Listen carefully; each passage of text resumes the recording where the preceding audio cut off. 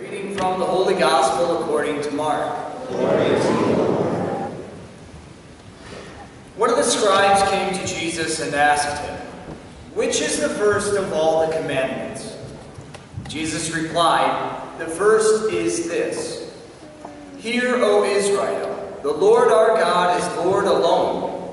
You shall love the Lord your God with all your heart, with all your soul, with all your mind, and with all your strength. The second is this: you shall love your neighbor as yourself. There is no other commandment greater than these." The scribe said to him, "Well said, teacher. You are right in saying, He is one and there is no other than He. And to love Him with all your heart, with all your understanding, with all your strength, and to love your neighbor as yourself is worth more than all burnt offerings and sacrifices." And when Jesus saw that he answered with understanding, he said to him, "You are not far from the kingdom of God." No one dared to ask him any more questions. The Gospel of the Lord. Praise to you, Lord Jesus Christ. The scribe already knew the answer to the question. He knew the answer. Like, not just as something that he had known from back in his days in Hebrew school, but like he knew it deeper than anything else he had ever learned in his life. And yet he asks again, "Teacher, what is the first of all the commandments?" See, two things. One, a scribe is one who would have been well-versed in the Hebrew Scriptures, often translating or copying, but then so the law as well, too. Right? He spends his days working and learning and teaching and copying and translating. His life is lived for the law. He knows the answer to the question. I was thinking as well, too, you remember the passages where Jesus criticizes the Pharisees for widening their phylacteries. Right? Remember, a phylactery is a wooden box that would have been worn, one on the arm and I think one on the forehead here, too. And if I'm not mistaken, this is the scripture passage. "Hear, O Israel, the Lord our God is Lord alone. There is no God above, and love Him with everything." Yeah, that one we just heard, right? That passage. That would have been in that box that would have been worn on their foreheads. Right? He wore it on his head every day of his life. He knew the answer to the question. And yet he asks it again. Why? You know, I think more often than any other time that more often than anything else, when I read this passage or hear it, I often see this scribe as haughty, as prideful, as testing Jesus, like, "Okay, Jesus, you got all the answers, well, tell me this," right? I don't think that's the case at all. I think the scribe is genuinely humbled by the fact that for his entire life, knowing the answer to the question, which commandment is first of all? To love God with everything, and to love your neighbor as yourself. For his entire life, he's known that answer.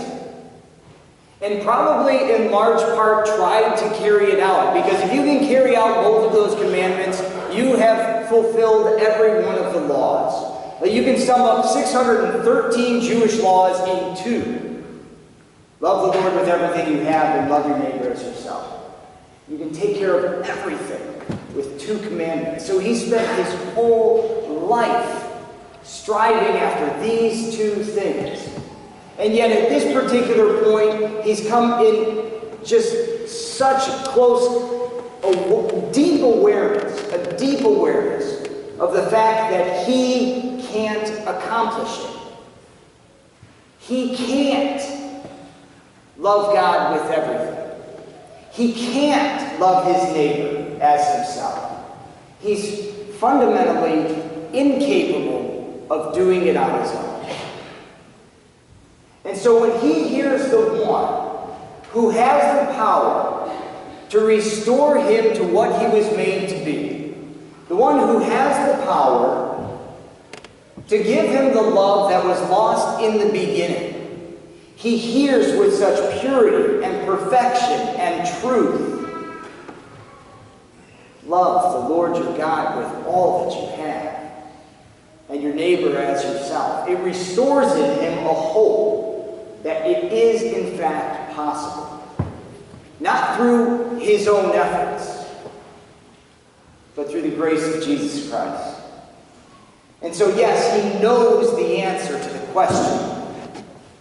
And he asks again and again and again. And yet this time, for the first time, it is so satisfying.